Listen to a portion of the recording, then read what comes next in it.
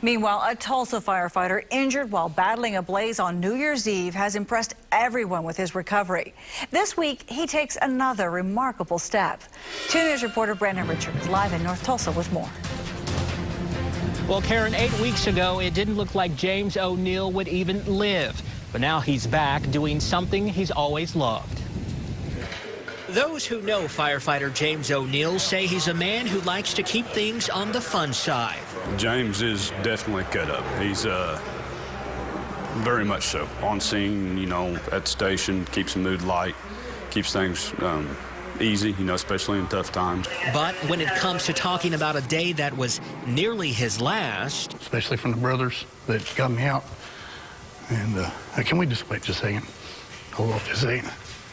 James leans on his fellow firefighters for support. All right. Yeah, that's just too hard to talk about right there. But he is able to regain his composure. Like I said, I'd like to take that opportunity to thank everybody that all their thoughts, their concerns, their prayers. James was injured while battling what had been a routine house fire. Somehow, smoke seeped into his mask, sending him to the floor.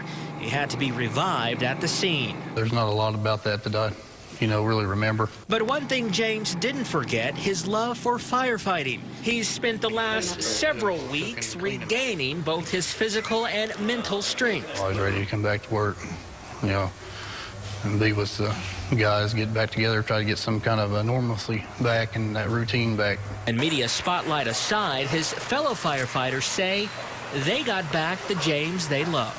I'm sure there was some anxiety with returning, but you couldn't tell it. He's been same James. And the investigation into why smoke was able to get into James's mask has been completed. However, the results have not yet been announced. Live in North Tulsa, Brandon Richard, 2 News works for you. Thank you, Brandon. Now, there is still a $6,000 reward for information leading to the arrest of the arsonist who set the fire that O'Neill was fighting. There's new